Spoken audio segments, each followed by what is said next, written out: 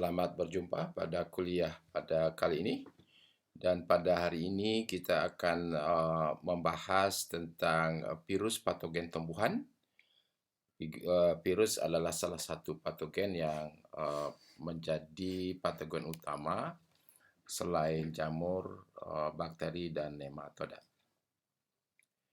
Nah, kalau kita lihat sub pokok bahasan yang akan kita bahas pada kuliah kali ini, pertama kita mengenal sejarah penemuan virus tumbuhan. Kedua, ruang lingkup virologi tumbuhan. Ketiga, kita akan lihat apa virus, ya, definisi virus. Kemudian morfologi virus tumbuhan, asam nukleat genom virus tumbuhan, kemudian virus benda hidup atau benda mati. Selanjutnya kita akan lihat gejala-gejala umum tanaman yang terinfeksi virus. Kemudian akhirnya kita lihat dengan tata nama virus tumbuhan yang berbeda dengan tata nama dari makhluk hidup lain yang menggunakan dari bahasa Latin atau binomial nomenklatur, sedangkan virus nama ilmiahnya itu berasal dari bahasa Inggris. Nah, kalau kita mulai dari sejarah perkembangan virologi, ini di gambar ini saya tampilkan yang ini nama Martinus Bajering, ini adalah bapak virologi.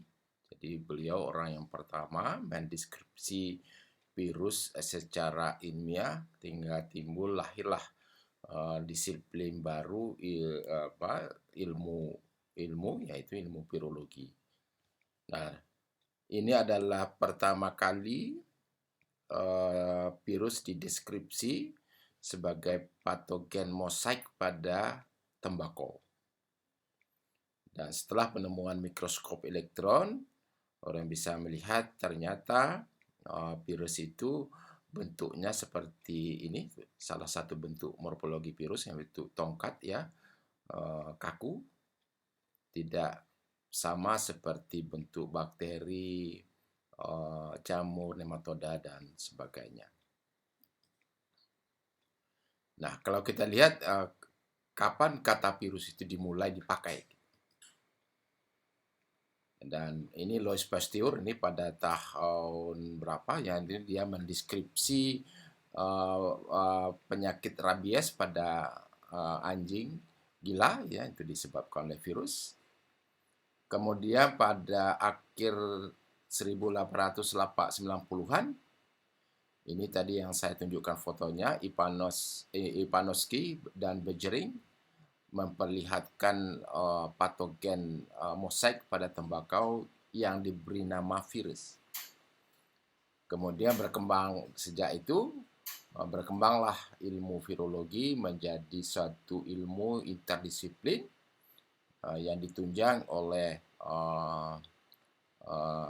mikrobiologi, molekuler biologi, dan juga biokimia, dan juga entomologi, dan sebagainya. Nah, itu saya kira awal dari penggunaan kata virus. Itu pertama untuk deskripsi bahwa penyebab penyakit rabies itu disebut dengan virus. Kemudian pada 1890 virus yang patogen yang menyebabkan tembakau sakit itu adalah disebabkan oleh virus.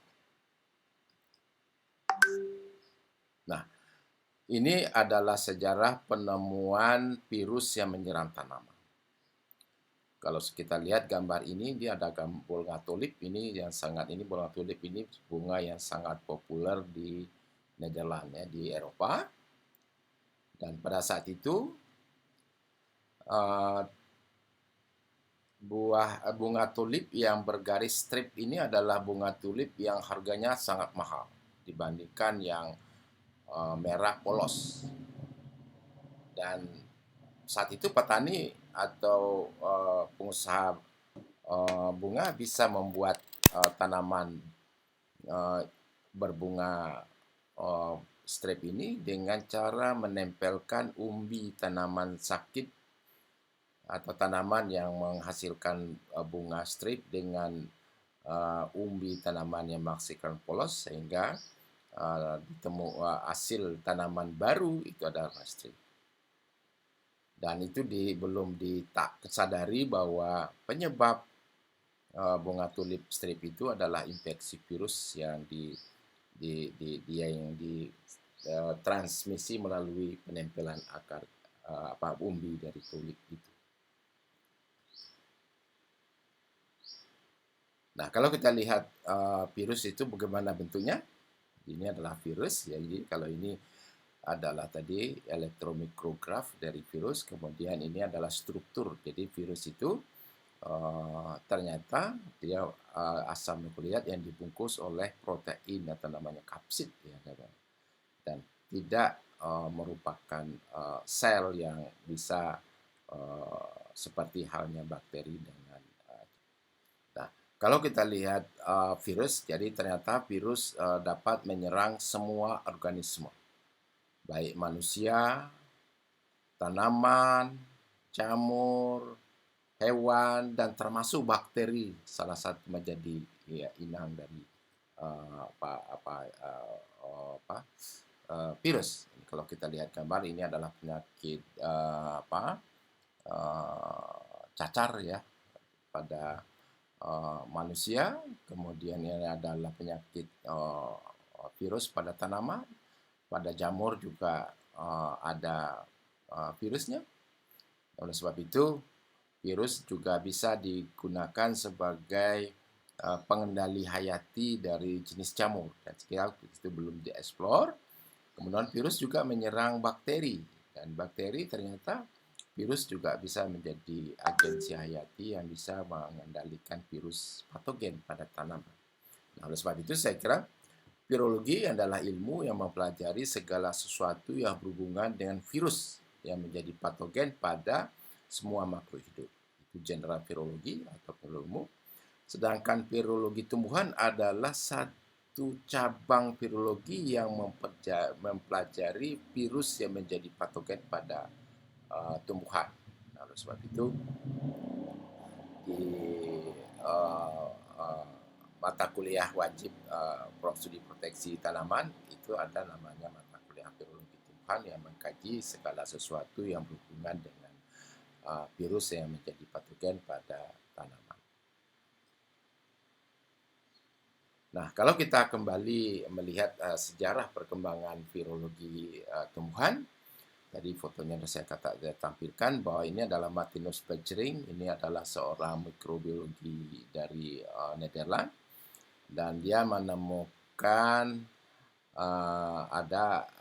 bahwa patogen, mendeskripsi patogen mosaik itu adalah virus, dan tapi pada saat itu kata virus belum digunakan, tapi dia menggunakan namanya Contagium pipum fluidum, adalah cara hidup yang membawa penyakit. Dia mengulang perdoaan Meyer, dan ternyata virus sebagai submikroskopik, ya, dia bisa melewati saringan. Jadi ada saringan yang bisa menyaring bakteri, dan virus bisa melewati itu, berarti dia bukan bakteri dan dia jauh lebih kecil dari bakteri. Dan sebab itu pada percobaan Meyer sudah melakukan percobaan seperti itu juga, tapi dia belum menyimpulkan bahwa penyakit itu adalah virus, tapi dia lebih menyimpulkan bahwa penyakit yang menyebabkan mosaik pada tembakau itu adalah bakteri yang sangat kecil, atau juga dia menyimpulkan bahwa itu adalah toksin yang dihasilkan oleh bakteri. Nah, kalau kita melihat wujud daripada virus, jadi virus tidak disusun oleh sel sehingga tidak bisa melakukan metabolisme mandiri. Coba kita lihat di sini. Kalau di sini ada pertama organisme bersel, yaitu adalah bakteri, jadi seluler, satu sel. Kemudian ada sel tanaman, ya. Kalau sel jamur mirip sel tanaman. Dan secara umum sel itu akan dibagi dua, ada yang prokariot dan ada eukariot. Prokariot ini adalah sel yang tidak mempunyai dinding inti sel, sehingga dia tidak mempunyai selaput inti sel. Sedangkan sel tanaman, sel eukariot yang disebut itu adalah mempunyai inti sel. Nah, kalau kita lihat di sini organisasi sel bahwa dia mempunyai organel-organel yang berfungsi untuk memetabolisme kebutuhan sel. Jadi bakteri atau tanaman dia mempunyai mitokondria untuk menghasilkan energi, kemudian dia mempunyai ribosom untuk sintesis protein, kemudian punya retikulum endoplasmik dan juga aparatus sel lain yang berfungsi untuk menghidupi mereka. Nah, kalau kita lihat virus ini hanya terdiri dari asam nukleat ini sebagai genom.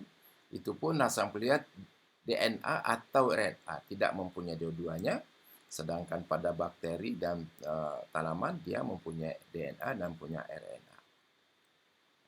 Tidak mempunyai organel seperti mitokondria, ribosom. Kalau tanaman dia mempunyai kloroplas untuk fotosintesis, sedangkan virus tidak mempunyai. Dia mempunyai di luar sel tanaman inang, dia hanya terdiri atas makromolekul atau gabungan protein dan nukleat atau yang dikenal juga dengan nukleoprotein, dan dia di luar sel dia akan seperti makromolekul.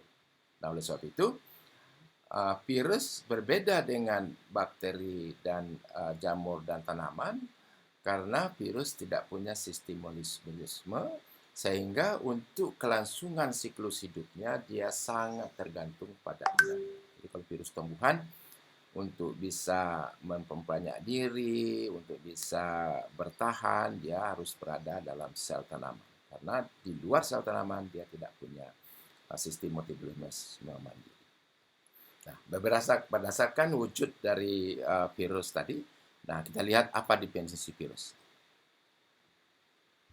Jadi kalau kita lihat perbedaan struktur dari virus dan makhluk bakteri dan jamur dan tumbuhan, maka virus ini adalah terjemahan dari definisi Matthew ya 991. Virus adalah agen infeksius parasit obligat intrasel yang berada dalam sitoplasma sel yang genomnya dan genom dari virus itu yang genomnya RNA atau DNA. Tidak pernah dua-duanya. Yang dibungkus oleh selubung pengaman berupa protein selubung atau disebut kapsid atau disebut dengan adanya coat protein atau lipoprotein, dan hanya memperbanyak diri dalam sel inang yang sesuai dengan memanfaatkan metabolisme materi energi dari sel inang. Jadi dia tidak punya apa-apa, dia memanfaatkan energi metabolit yang ada pada sel inang. Dan selubung protein atau kapsid disusun oleh subunit protein yang dikenal dengan monomer atau juga dikenal dengan kapsomer. Artinya apa? Virus memerlukan sel inang untuk berkembang dan bertahan. Kedua, genom virus harus masuk ke dalam sitoplasma sel untuk dapat menginfeksi tanaman. Atau dalam virus kita kenal dengan replikasi. Replikasi itu adalah infeksi kalau dalam mempelajari jamur dan bakteri. Genom virus terdiri atas DNA atau RNA, tidak pernah dua-duanya. Sedangkan pada tanaman dengan jamur, bakteri itu mempunyai dua-duanya. DNA atau RNA dapat berupa utas tunggal, jadi ada double stranded atau utas ganda. Ini nanti kita lihat apa beda utas tunggal dan utas ganda. Nah, sekarang kalau kita lihat struktur virus atau partikel virus yang lengkap itu sering disebut dengan virion. Ya, jadi kalau virion itu adalah partikel virus yang lengkap, ada kod protein atau seluruh proteinnya, kemudian ada asam nukleat atau genomnya, dan itu disebut dengan virion. Nah, kalau kita lihat di sini, partikel virus atau virion, pertama dia mempunyai selubung protein atau kapsid, ya, dia ada berhubung. Kemudian beberapa virus ada yang mempunyai amplop, jadi ada yang beramplop, ada yang tidak, dan mempunyai asam nukleat DNA atau RNA. Jadi kalau kita lihat komposisi virus, dia hanya terdiri dari asam nukleat DNA atau RNA, protein yang atau kapsid ini penutup pengaman, ya, kemudian ada lipoprotein. Nah, berbeda dengan jamur dan bakteri yang mempunyai asam nukleatnya ada DNA, ada RNA. Karena virus salah satu. Kemudian pada jamur dan bakteri dia mempunyai struktur lengkap, ya. Jadi semua materi biokimia itu ada dalam kedua patogen tersebut, sedangkan virus sangat terbatas. Nah, berdasarkan genomnya itu, virus itu diklasifikasikan menjadi dua golongan besar. Jadi ada virus RNA, karena dia asam nukleatnya dari RNA. Kemudian ada virus DNA, kalau asam nukleatnya terbuat dari DNA. Nah, ini saya kira jadi klasifikasi virus secara umum, bahwa ada virus DNA, ada virus RNA. Nah, kalau kita lihat apa fungsi biologi dari komponen virus tadi yang kita sebutkan dengan adanya protein, selubung, dan juga asam nukleat. Jadi pada gambar ini kelihatan bahwa ini kalau strukturnya, kalau ini adalah virus yang berbentuk batang, ya, jadi ada asam nukleatnya yang melingkar di tengah, kemudian ada protein yang menutupi. Jadi juga yang berbentuk bulat juga demikian, asam nukleat atau RNA ada di tengah. Kemudian yang berbentuk ada amplopnya juga demikian, tetap bahwa dia ada protein selubung, dan juga di tengahnya adalah asam nukleat. Dan asam nukleat DNA atau RNA berfungsi sebagai penentu sifat virulensi virus. Karena gen, ya, jadi semua gen yang menentukan sifat karakter dari suatu makhluk itu adalah gen. Nah, gen virus itu adalah bentuk DNA dan jadi patogenisitas dari virus itu ditentukan oleh DNA.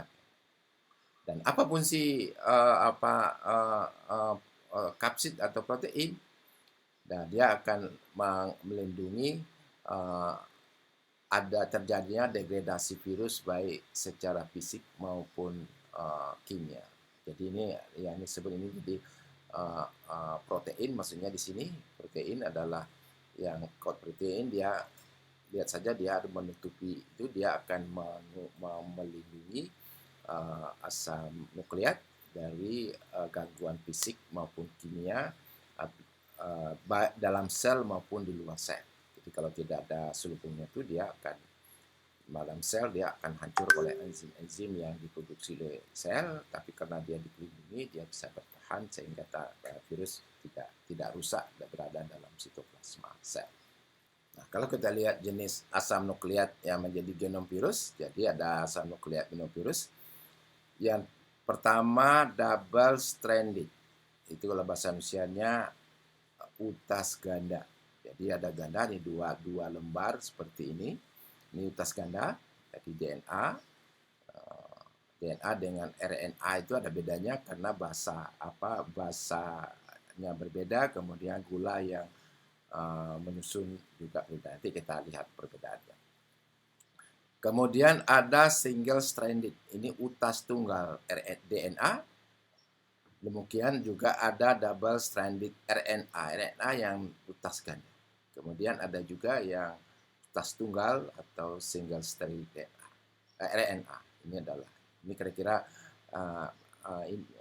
genom virus ini salah satu dari jenis asam nukleat dan tidak pernah dua macam ya, jadi salah satu. Jadi ada virus yang genomnya double stranded RNA ya selamanya demikian, tidak pernah berubah. Nah, kalau kita lihat sekarang apa perbedaan DNA dan RNA? Perbedaan pertama bahwa pada DNA gula pentosanya itu disusun oleh deoksiribosa.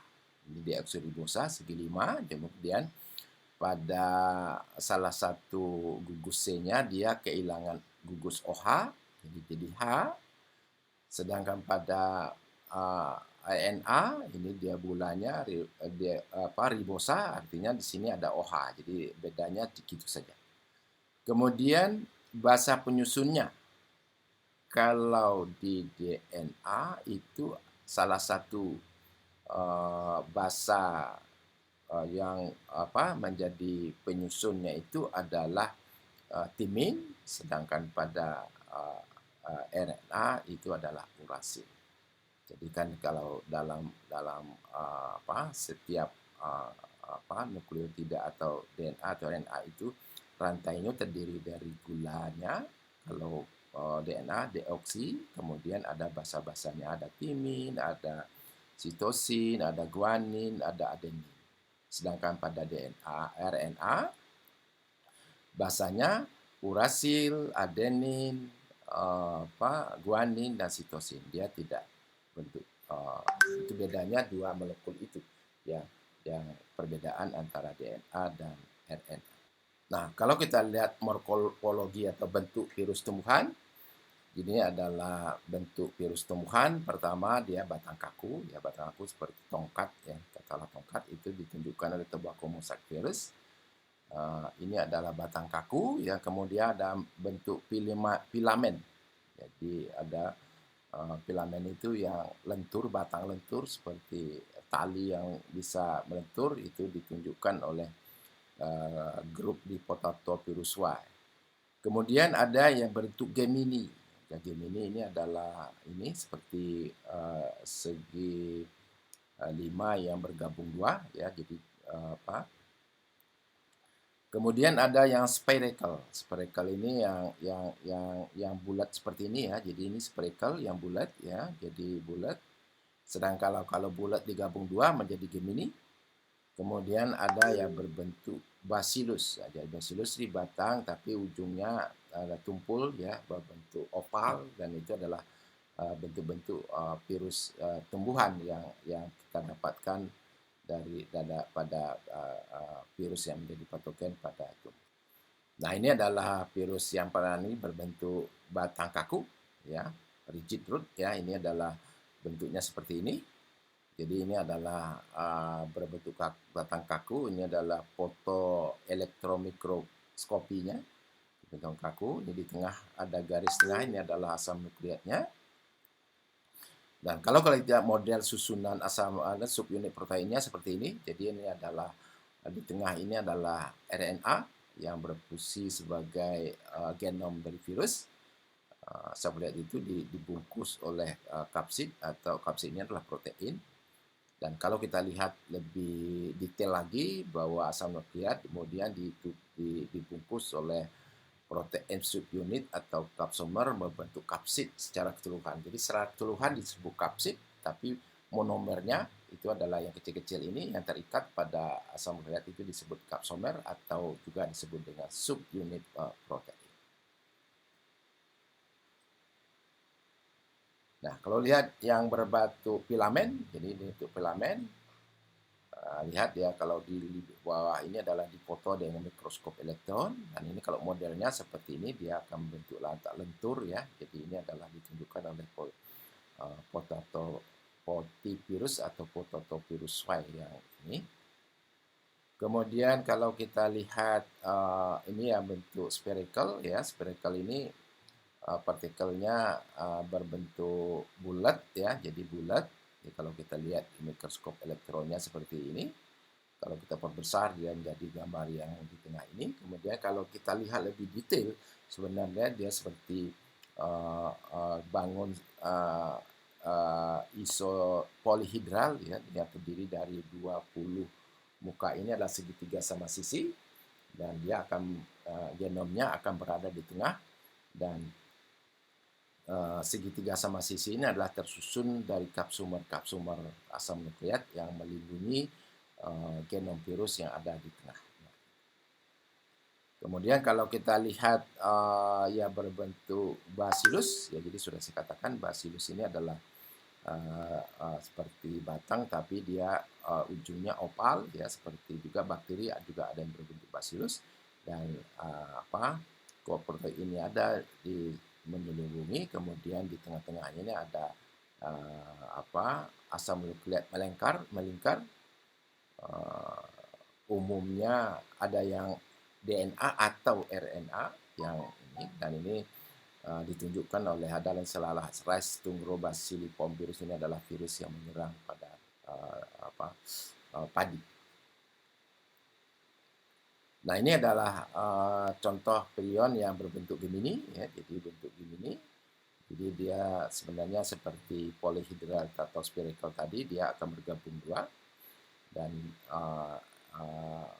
DNA atau inilah contohnya, ini adalah virus yang menyerang cabai ya, virus pada penyakit kuning pada cabai, dan dia asam nukleatnya akan berada di tengah, ditutupi oleh coat protein yang ada yang menutupi asam nukleat ya, virus.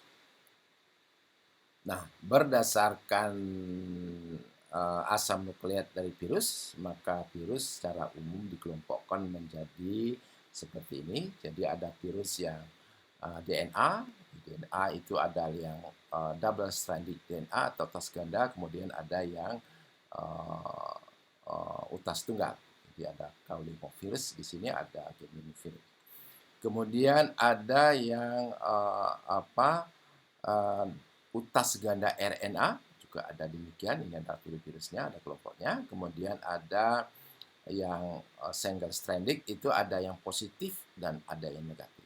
Jadi dalam mata kuliah virologi, saudara akan lebih banyak belajar yang positif dan negatif itu apa sebenarnya, nanti mungkin akan dipelajari khusus dalam mata kuliah virologi tumbuhan.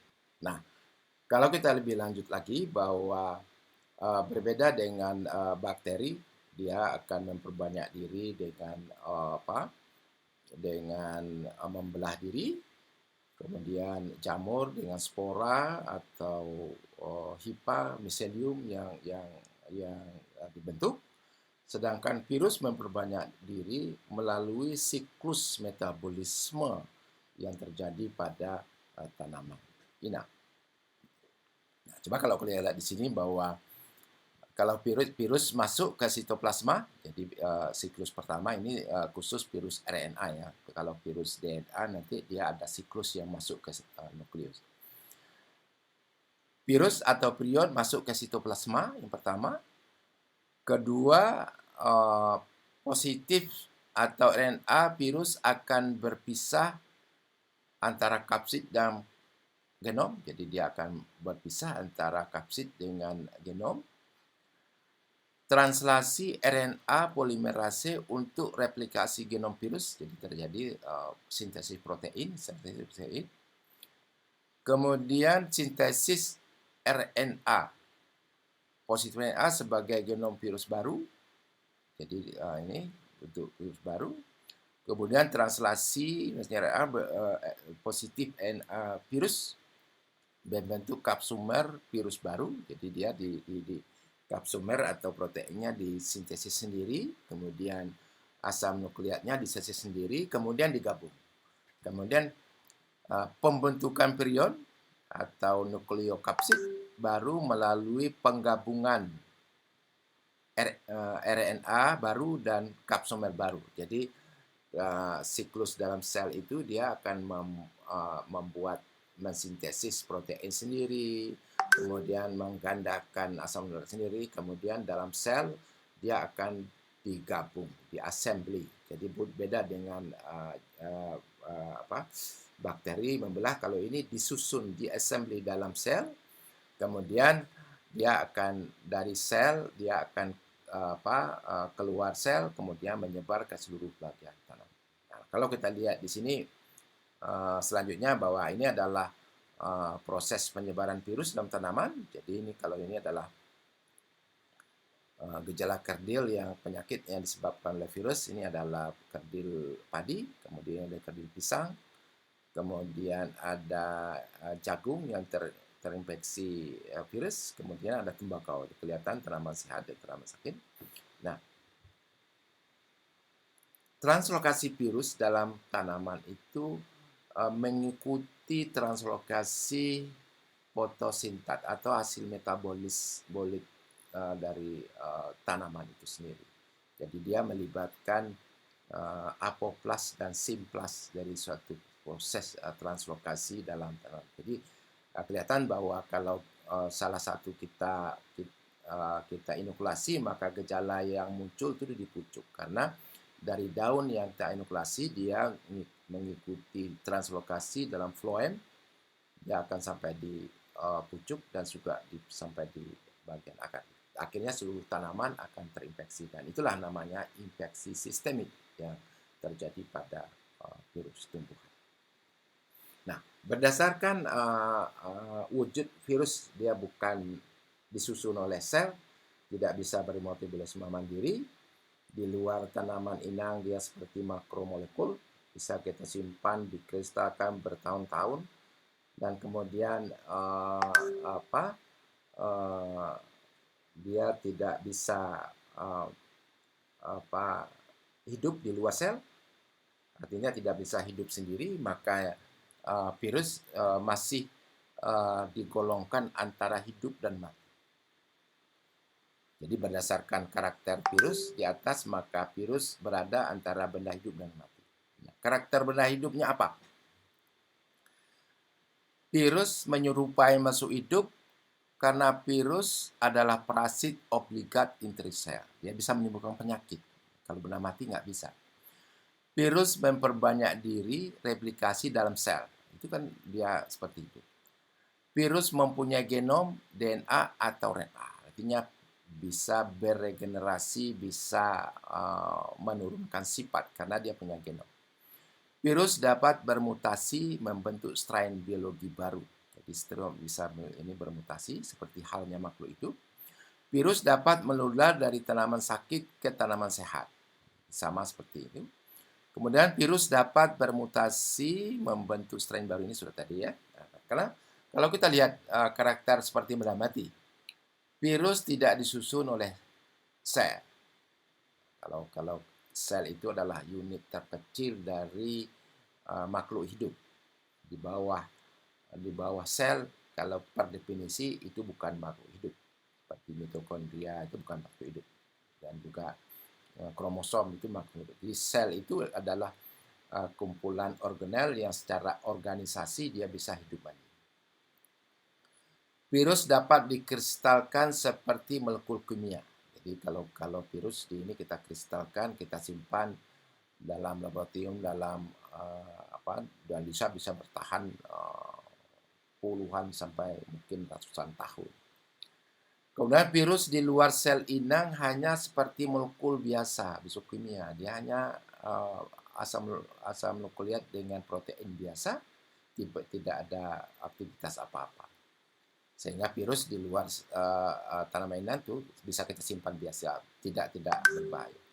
Virus tidak dapat tumbuh, berkembang, dan reproduksi mandiri. Jadi dia kalau tanpa ada bantuan metabolisme, dia nggak bisa hidup mandiri. Padahal namanya hidup, dia bisa bermetabolisme mandiri. Virus tidak melakukan aktivitas fisiologi atau metabolisme mandiri, seperti kemudian virus tidak mempunyai sistem perbanyakan seksual dan aseksual. Jadi dia tidak seperti jamur punya seksual aseksual.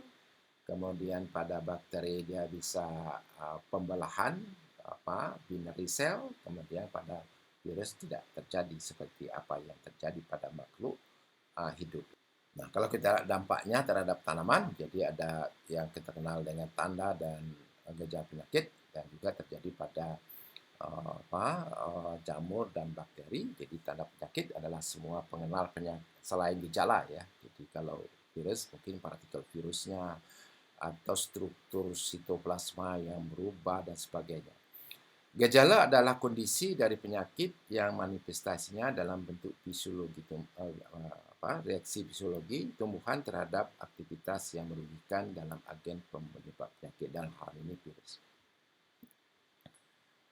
Kemudian kalau kita lihat lebih lanjut bahwa ini kalau kita kembali ke tanda penyakit ya, jadi tanda penyakit ini adalah kalau virus adalah partikel virus itu sendiri atau struktur inklusi badan inklusi. Jadi kalau sel tanaman terinfeksi virus, maka dalam sel tanaman itu akan membentuk struktur-struktur lain secara histologis yang bisa kita lihat.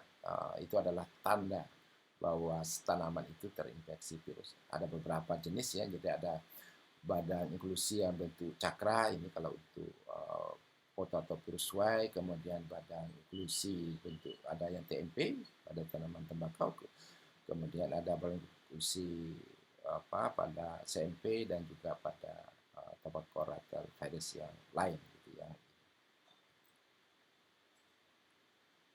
Nah, kalau kita lihat gejala yang timbul pada penyakit, maka kita aplikasikan ada gejala sistemik dan gejala lokal. Jadi gejala lokal ini kita bisa lihat seperti bercak ya, kemudian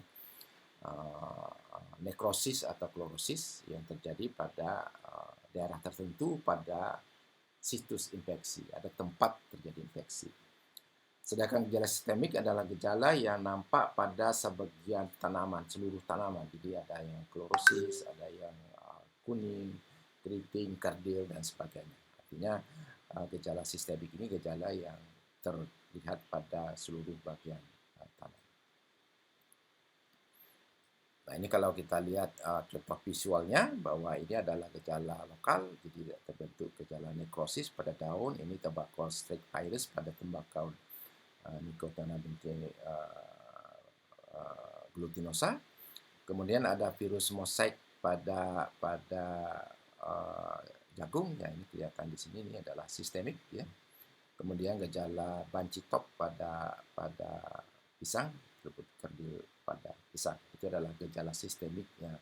Jadi ada perbedaan bahwa gejala lokal itu adalah gejala yang terjadi pada situs infeksi. Bisa berbentuk nekrosis, bisa berbentuk klorosis yang terjadi pada tanaman inang. Nah, kalau kita lihat klasifikasi lain, ada gejala mikroskopik dan gejala makroskopik. Mikroskopik ini tadi seperti gejala yang ada terjadi struktur sel, tadi yang tadi tanda struktur sel yang diamati dengan mikroskop ya, struktur kloroplas, struktur pembuluh xilem, struktur jadi salah satu mengecilnya kloroplas, perubahan bentuk kloroplas itu adalah gejala mikroskopik yang terjadi akibat infeksi virus. Kemudian gejala makroskopik atau gejala morfologi, itu adalah gejala yang bisa diamati dengan tanpa bantuan mikroskop, ya, itu adalah gejala nekrosis seperti ada yang lokal tadi. Kemudian ada pengecilan pertumbuhan tanaman, kemudian ada hiperplasia yang terjadi pada tanaman. Nah, kalau kita lihat lebih ini lagi, gejala makroskopik ada nekrosis yang disebabkan oleh adanya kerusakan pada sel atau bagian sel dan matinya sel. Kemudian gejala hipoplasia dan sebuah karena hambatan atau terhentinya pertumbuhan sel. Ini sama juga pada patogen lain juga. Kemudian ada hiperplasia yang disebabkan oleh pertumbuhan sel yang berlebihan. Ini kalau itu sama saja pada gejalanya hampir sama pada patogen disebabkan oleh jamur bakteri. Nah, kalau kita lihat ini contoh ini sudah ditampilkan tadi, ini tembakau ini adalah lokal pada tembakau, kemudian ada necrosis spot virus pada tembakau juga ya, ini jadi terjadi ada narkotik yang berbentuk pada infeksi virus. Nah, kalau kita lihat ini berbagai ini ya, jadi adalah gejala kalau kita ini ada gejala nekrosis dimulai dari klorosis pada jagung yang terinfeksi Maastricht virus. Nah, pada Maastricht virus pada akhirnya dia akan klorosis juga. Kemudian gejala layu daun dan buah tanaman tomat akibat tomato spotted virus. Ini adalah gejala layu yang disebabkan oleh nekrosis. Kalau layu itu nekrosis. Kemudian ini adalah gejala nekrosis kematian tanaman kedelai yang terinfeksi tobacco ring spot virus. Ini adalah gejala awalnya. Kemudian pada akhirnya akan krosis seluruh bagian tanaman. Nah, kalau kita lihat gejala hipoplasia, jadi hipoplasia ini ada gejala yang terjadi mengecil atau kalau ini jadi ketidakmampuan tanaman organ untuk membentuk warna. Jadi kalau klorosis ini kan terjadi penurunan pertumbuhan klorofil sehingga dia akan menjadi menguning, dan itu termasuk hipoplasia. Jadi hipoplasia itu adalah terjadinya penurunan pembentukan pigmen, itu termasuk hipoplasia. Ini hipoplasia juga ini terjadi di pengerdilan. Jadi ini adalah tadi sudah saya gambarkan, ini adalah tanaman padi yang terserang kerdil atau rice dwarf virus. Jadi ini adalah di berbagai macam, pada tanaman jagung juga ada, tanaman padi juga ada, yang semua tanaman yang terserang virus pada umumnya adalah gejala hipoplasia yang terjadi, artinya penurunan pertumbuhan. Juga ini hipoplasia. Jadi hipoplasia jadi munculnya motif warna hijau gelap atau muda yang tersebar pada tanaman. Jadi terjadi ketidakmampuan tanaman untuk membentuk pigmen klorofil. Ini juga pada tembakau yang ditemukan pada awal itu juga sebenarnya mosaik ini adalah gejala hipoplasia yang menunjukkan kegagalan tanaman untuk membentuk klorofil. Nah, ini gejala belang pada kacang tanah yang terinfeksi virus, ya, penyakit mortal virus. Jadi bahwa ini terjadi bahwa pada area-area yang klorosis ini adalah klorofilnya tidak berkembang sempurna, sehingga akan sangat mempengaruhi produktif tanaman melalui penurunan fotosintesis yang terjadi pada daun yang klorosis. Nah, kalau kita lari ke hipoplasia, ini adalah daun yang menggulung. Ini kan dia lebih cepat, lebih tumbuhnya lebih tidak seimbang, sehingga dia akan menggulung. Jadi ini hipoplasia. Kemudian juga grafting, terjadi gelombang-gelombang daun tumbuh tidak teratur, dan ini juga digolongkan dalam hiperplasia. Nah, terakhir kita lihat penamaan virus. Penamaan virus tumbuhan berdasarkan gejala pada tanaman inang pertama kali dilaporkan. Virus menyebabkan gejala mosaik pada tanaman tembakau, maka nama ilmiahnya tobacco mosaic virus atau disingkat TMV, dan penyakitnya disebut dengan mosaik tembakau atau tobacco mosaic disease. Jadi berbeda dengan tadi saya katakan makhluk hidup itu dinamai dengan nama Latin atau binomial nomenklatur. Tata nama virus tidak mengikuti binomial nomenklatur dari bahasa Latin seperti organisme lainnya, tetapi menggunakan bahasa Inggris. Jadi tobacco mosaic virus, soybean mosaic virus, cucumber mosaic virus, itu nama ilmiah untuk virus. Dan penulisan takson atau penulis nama virus dalam ICTC ini, International Committee Taxonomy Virus. Huruf pertama untuk nama famili, subfamili, genus, dan spesies ditulis dengan huruf kapital dan dicetak miri atau italic. Nama spesies ditulis dengan huruf kapital pada huruf pertama dan dicetak miri. Contohnya cucumber mosaic virus. Jadi singkatannya CMP. Jadi C pertamanya huruf besar. Penggunaan formal nama takson didahului oleh nama unit taksonomi seperti contoh famili Potyperidae, genus Potypirus, genus Cucumovirus, dan ini sebenarnya itu salah tata nama kalau kita menurut dalam menuliskan apa uh, nama virus. Nah, itu saya kira kuliah yang pengantar ini mudah-mudahan saudara bisa lebih memahami ruang lingkup apa saja yang dipelajari dalam virologi tumbuhan. Saya kira itu demikian. Terima kasih. Assalamualaikum warahmatullahi wabarakatuh.